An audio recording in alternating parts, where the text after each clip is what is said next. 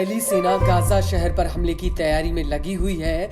उससे पहले ही आईडीएफ की कई टुकड़ियां गाजा शहर को घेरने में लग गई हैं। गाजा शहर पूरी गाजा पट्टी में इकलौता ऐसा इलाका है जहां पर फिलिस्तीनियों को सर छिपाने की जगह मिली हुई है। लेकिन इजराइल का कहना है कि गाजा पट्टी हमास की राजधानी है, जहां पर अल कासिम की कई बटालियन तैनात है और हमास के समूल नाश के लिए गाजा शहर पर हमला बेहद ही जरूरी है।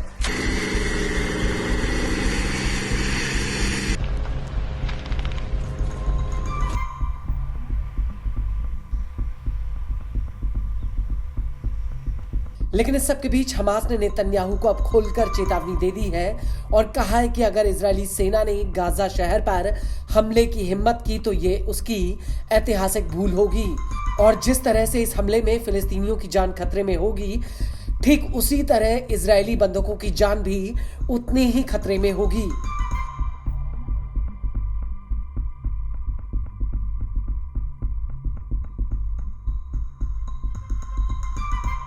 दरअसल हमास के प्रवक्ता अबू उबैदा ने डंके की चोट पर कह दिया कि अगर इजरायली बंधकों की जान को इस हमले में कुछ हुआ तो इसकी जिम्मेदार खुद आईडीएफ होगी। हम बाकायदा उस बंधक की पहचान, नाम और फोटो जारी करके करेंगे। हम कोशिश करेंगे कि जितना हो सके उतना इजरायली बंधक हमास के लड़ाकों के साथ में रहे, जिससे जितना खतरा हमारे लड़ाकों को होगा उतना ही खतरा इजरायली बंधकों को होगा।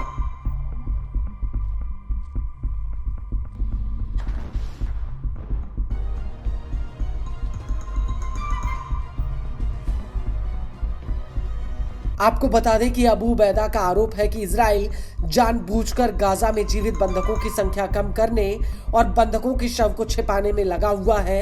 हम नेतन्याहू को चेतावनी देते हैं कि उन्हें इसकी कीमत अपने सैनिकों के खून से चुकानी होगी और हम और ज्यादा सैनिकों को अगवा कर लेंगे।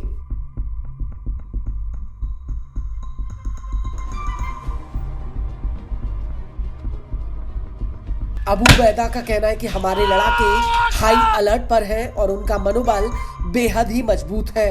गाजा शहर पर हमला करने वालों को कड़ा सबक सिखाएंगे।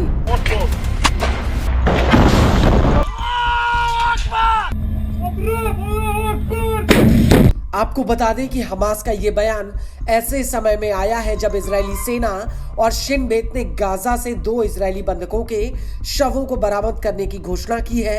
एक मृतक बंधक की पहचान इलान वेइस के रूप में हुई है, जिसकी उम्र 55 साल है। इलान किबुट्ज का रहने वाला है, जिसे हमास के लड़ाकों ने उसकी पत्नी और बेटी के साथ किडनैप कर लिया था। इसके अलावा दूसरे मृतक बंधक की अभी पहचान नहीं हो पाई है और इस घोषणा के तुरंत बाद हमास ने इजराइल को गाजा शहर पर हमले को लेकर ये चेतावनी दी है।